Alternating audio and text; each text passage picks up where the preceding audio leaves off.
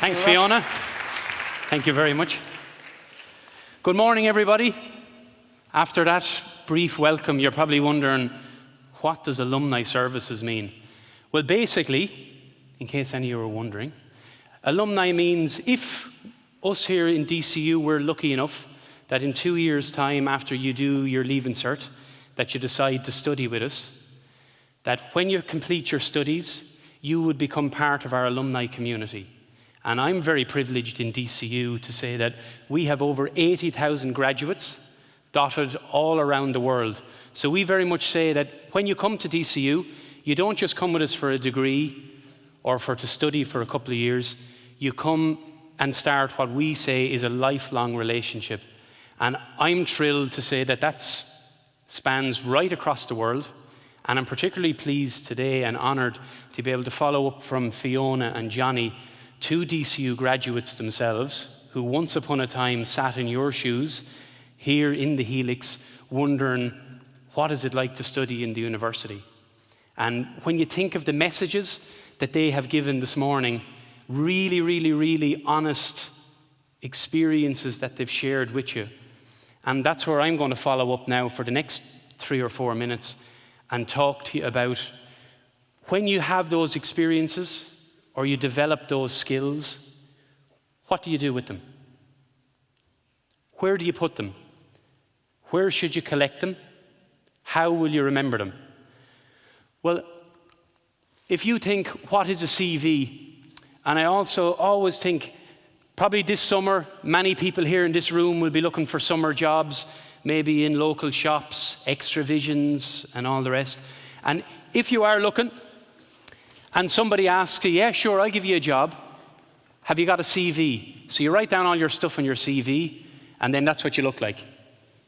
That piece of paper, when you hand it into the shop and you walk away, and the employer picks it up, that's what you look like to them. So it's vitally important for you that you have all your skills and experiences listed on your CV. And we'll just take a very quick look at that. So it's your life, it's your journey, and both Johnny and Fiona talked about their own unique selling points and experiences. So, if you think of extracurricular activities, I'm sure everybody in this room has volunteered or taken part in some sort of leisure activity at some stage over the course of your life so far. And an extracurricular activity is something where you do it on a voluntary basis to help further a particular goal or objective. So, what a lot of people never seem to do is think about, what are my skills and experiences, and what am I really good at? Somebody said to me yesterday at a meeting, if a computer is really, really, really busy working, non-stop working and processing information, when you plug out the computer, everything stops. Nothing happens. But when a human who's really, really, really busy and really involved in activities, when you get them to stop for 1 hour and sit down, they start to think. And I find that when I meet students first and I ask them, well, what are you good at? What are your unique selling points? The tendency to think is, well, I haven't started a job yet. I don't really have any skills in my locker. I'm not really sure. So my advice to you is, take an hour, sit down, and start thinking, what am I involved in? And I've just pulled together a couple of little examples. You might be a committee member in a sports club. In a couple of years' time, you might be involved in the Debs committee in the school. You might be a member of a golf club. You might represent the school or a local group in terms of drama. You might be involved in a musical society. You might coach an underage sports team or help out in your local community. Or finally, you might be very passionate about volunteering. So if you sat down for just an hour and you started mind mapping and write on a piece of paper the different things that you're involved in, you will start filling out that CV very, very, very quickly. And you'll start to think about what it is that you have in your locker, and you'll realize that there's a lot more there than you think.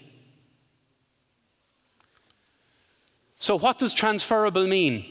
You build all these skills and experiences. They're there. They never go away. Once it's happened, it's there in your locker, always there for you to talk about it or reference it or think about that experience. What did I learn from it? What could I have done better? You carry those skills and experiences with you everywhere, no matter what it is. Take, for example, if it was teamwork as part of a drama society. You can then apply those different skills and experiences in every aspect of your life.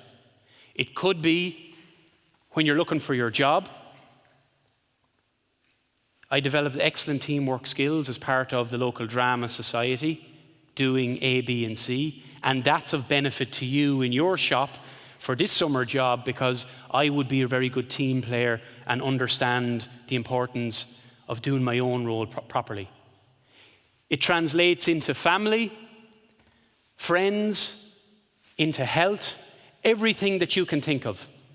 So remember, think of this person carrying the boxes on their back.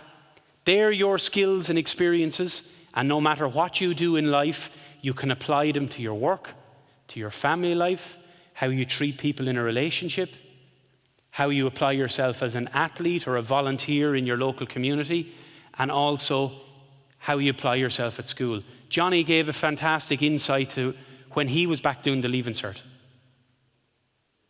So if you take all of your skills and experiences, recognize them, it'll provide you with your toolkit for the rest of your life.